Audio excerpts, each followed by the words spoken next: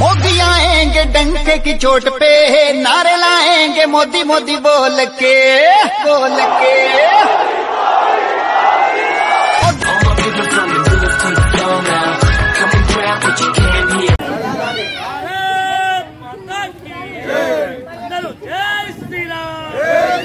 నిర్వహించుకున్నటువంటి సభ కాదు ఈ యొక్క సభ.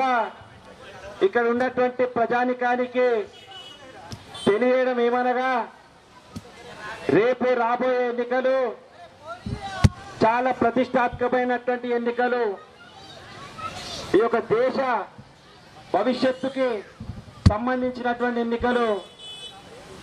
ఈ యొక్క ఎన్నికలను దృష్టిలో పెట్టుకొని రేపు రాబోయే రోజుల్లో మీరు ఎన్నికల్లో అందరూ కూడా బయటకు వచ్చి ఓట్లు వేసి మన యొక్క మంచి నాయకత్వాన్ని ఎన్నుకోవాలని చెప్పి ఉద్దేశంతో ఇక్కడ ఈడీ ప్లస్ క్వార్టర్స్ లో ఈ యొక్క వీధి బహిరంగ సభ ఏర్పాటు చేసుకున్నాం. మిత్రులారా, గత 10 సంవత్సరాల నుంచి కూడా మన తెలంగాణ రాష్ట్రం తెచ్చుకున్న నాటి నుంచి కూడా బంగారు తెలంగాణ చేస్తా అని చెప్పి ఆనాడు కల్వకుంట్ల చంద్రశేఖరరావు గారు ఈ యొక్క ప్రభుత్వాన్ని ఏర్పాటు చేసుకోవడం జరిగింది. ఏర్పాటు చేసుకున్న తర్వాత బంగారు తెలంగాణ మాత్రం కాలేదు, కానీ వాళ్ళ కుటుంబం మాత్రం బంగారు కుటుంబంగా మార్చుకున్నాడని చెప్పి ఒక సభ ద్వారా తెలియజేస్తున్నాను. అదే విషయం కాకుండా యువకులకు యువతకు ఉద్యోగాలు ఇస్తా అని చెప్పి వాళ్ళ కుటుంబ సభ్యులకు 5 ఉద్యోగాలు ఇచ్చుకున్నాడు. ఇచ్చుకున్నా అమ్మా, అందరు ఇక్కడ వినాలి. 5 ఉద్యోగాలు వాళ్ళ ఇంట్లో ఇచ్చుకోవడం జరిగింది. ఒక కేటీఆర్ గారికి, అలాగే హరీష్ రావు గారికి, అలాగే మన కవితమ్మ గారికి, అలాగే వాళ్ళ అల్లుడు సంతోష్ రావు గారికి. ఇంకొక 5 సంవత్సరాలు ఆయన కనుక టీఆర్ఎస్ ప్రభుత్వం వచ్చినుంటే వాళ్ళ మనమని కూడా ఒక ఉద్యోగం ఇచ్చి ఈ యొక్క తెలంగాణ ప్రజలకు ద్రోహం చేసేవాడని చెప్పి ఒక సభ ద్వారా తెలియజేస్తున్నాను. అలాగే దాని తర్వాత ఇంకొక ప్రభుత్వం వచ్చింది, ఈ యొక్క కాంగ్రెస్ ప్రభుత్వం. మన రేవంత్ రెడ్డి గారు ముఖ్యమంత్రి అయ్యారు. ఆయన 6 అనే సింబల్ తోడు వచ్చిండు. 6 పథకాలను అమలు చేస్తా, ప్రజలందరికీ లాభం చేస్తా అని చెప్పి వచ్చిండు. కానీ ఇప్పటి వరకు గృహలక్ష్మి రాలే, గృహజ్యోతి రాలే, ఉచిత కరెంటు రాలే, ఆసరా పెన్షన్ రాలే, 4000 రూపాయల పెన్షన్ రాలే. అలాగే ఆయన ఉచిత వైద్యం కూడా 10 లక్షల వరకు చేయిస్తా, అలాగే యువకులకు 10 లక్షల వరకు ఆసరాగా ఉంటాని చేయుత పథకాన్ని వాళ్ళు తీసుకురావడం జరిగింది. ఆ ప్రభుత్వం వచ్చి కూడా 4 మాసాలు అయ్యింది. ఇప్పటి వరకు కూడా అనే ఒక ఏ పథకం మాత్రం అమలు చేయలేదు. ఒక మహిళ ఉచిత బస్సు మాత్రం అమలు చేసిండు.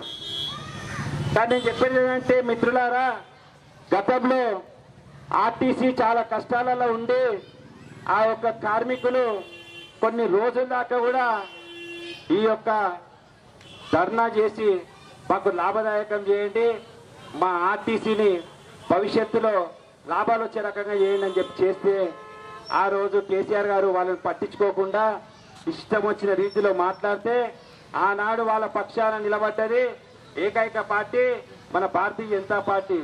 ఆనాడు నిలబడి వాళ్ళ యొక్క డిమాండ్లను మనం డిమాండ్ చేసి ఆ యొక్క ప్రభుత్వానికి మెమోరాండం ఇవ్వడం జరిగింది.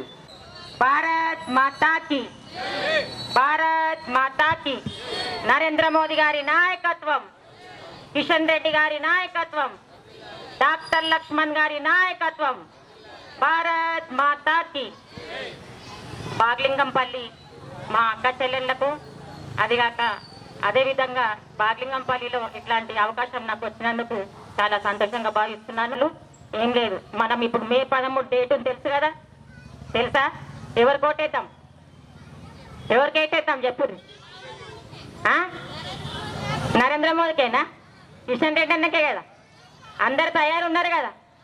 ఉన్నారా? ఉన్నారు. అందరు కూడా మే 13న మీ యొక్క కుటుంబ సభ్యులతోని పొద్దున అంటే ఎండ వెళ్ళక ముందుకు ఇంట్లో ఎంతమంది కుటుంబ సభ్యులు ఉన్నారో వాళ్ళందరిగా మీరు పోలింగ్ బూతులకు వెళ్ళి మీ ఓటు వినియోగించుకోవాలని చెప్పి మనస్ఫూర్తిగా కోరుకుంటున్నాను.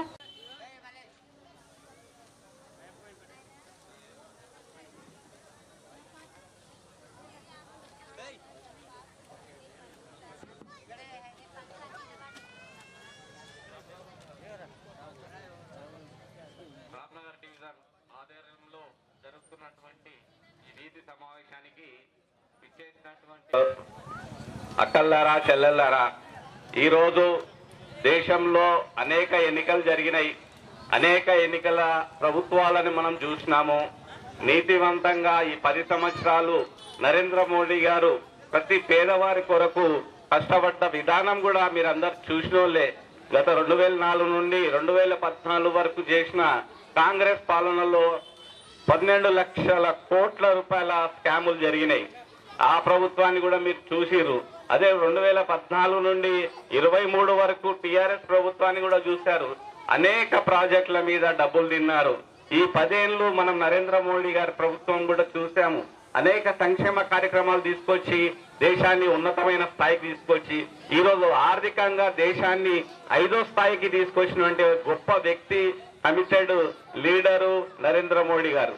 పేదవాళ్ల కొరకు అనేక పథకాలు స్వచ్ఛ కార్యక్రమాలు తీసుకొచ్చి ఇంటింటికి ప్రతి ఊర్లో వీధుల్లో ఎవరికైతే మరుగుదొడ్లు లేరో ఆడపడుచులు తన పరువుకు సంబంధించిన విషయాన్ని గుర్తించి సొంత అక్కచెల్లెళ్లకు మరుగుదొడ్లు ఉంటే వాళ్ళ ఆత్మగౌరవం పెరుగుతుందన్న ఉద్దేశంతో ఇంటింటికి మరుగుదొడ్లు కట్టించిన నాయకుడు, పేదవాళ్ళని గమనించిన నాయకుడు. అదేవిధంగా ఇప్పుడే కాదు, మళ్ళా ఇంకో 5 సంవత్సరాల వరకు ప్రతి ఇంటికి రేషన్ ఫ్రీ అనే స్కీమ్ కూడా ఇప్పుడు తీసుకొచ్చారు. మీ అందరికీ మళ్ళా 5 ఏళ్ల వరకు రేషన్ కి డబ్బులు, బియ్యానికి డబ్బులు కట్టే అవసరం లేకుండా చేసి ఈరోజు మళ్ళా అధికారంలోకి వస్తే ఇంకా అనేక పథకాలను తీసుకొచ్చి మీ అందరినీ తీర్చిదిద్దాలి. స్వయంగా మీ అంతలా మీరు కష్టార్జితంతో బతికి సాధించుకునే అనేక పథకాలను తీసుకొస్తున్నాడు నరేంద్ర మోడీ గారు. దయచేసి మీరు ఈ నెల 13వ తేదీ తప్పకుండా కమలం గుర్తుకు ఓటేసి బీజేపీని గెలిపించాల్సిందిగా కోరుతూ ఈ అవకాశం ఇచ్చినటువంటి డివిజన్ అధ్యక్షుల వారికి ధన్యవాదాలు తెలియజేస్తూ ముగిస్తాను.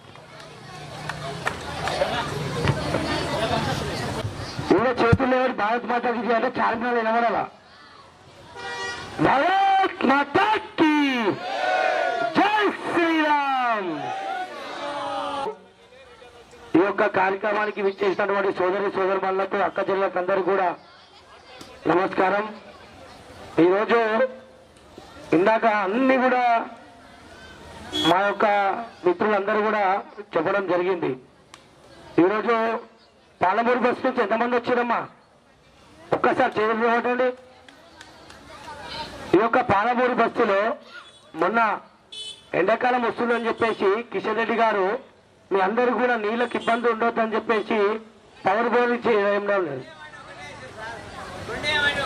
ఒకటే ఇస్తారు, ఒక బస్సుకి ఒకటే ఇస్తారు. బస్సులు మన రామ్నగర్ డివిజన్ లా 40 బస్సులు ఉన్నాయి.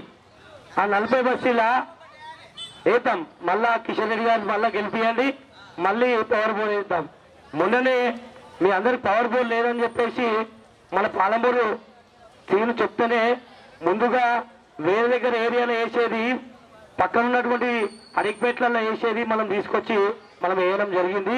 అది కిషన్ రెడ్డి గారి బడ్జెటే.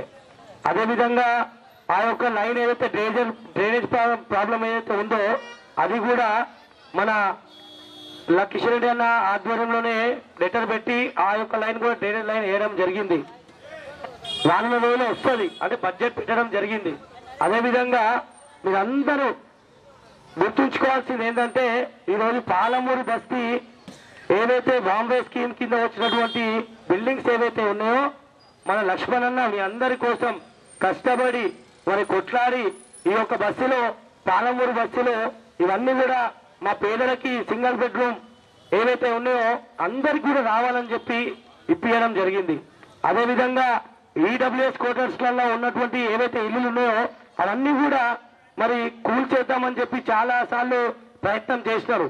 కానీ ఈ యొక్క ఆ టైంలో లక్ష్మణన్న ఉండి మరి మా పాలమూరు బస్తీ కానీ ఈడబ్ల్యూఎస్ క్వార్టర్స్ కానీ వాళ్ళందరూ కూడా పేదలు వాళ్ళకి ఇండ్లు ఉండాలి అని చెప్పి అక్కడ కలెక్టర్ ఆఫీస్ లో ఎన్నో ధర్నాలు చేస్తేనే ఈరోజు ఈడబ్ల్యూఎస్ క్వార్టర్స్ మొత్తం కూడా మరి బెజవాడ రవణ అయితేంది, అచ్చయ్యనగర్ మన వీణన్న అయితేనేముంది, ఇక్కడ ఉన్నటువంటి పెద్ద నాయకులు అందరూ కూడా మరి ఆ రోజు ధర్నాలను నిలబడితేనే ఈరోజు ఈడబ్ల్యూఎస్ క్వార్టర్స్ లో ఉన్నటువంటి ఇల్లులన్నీ కూడా మరి నిలబడ్డాయి. అదేవిధంగా నెహ్రూ నగర్ చూస్తే అవి కూడా భారతీయ జనతా పార్టీ బాంబే స్కీమ్ కిందనే అవి కూడా ఇప్పడం జరిగింది.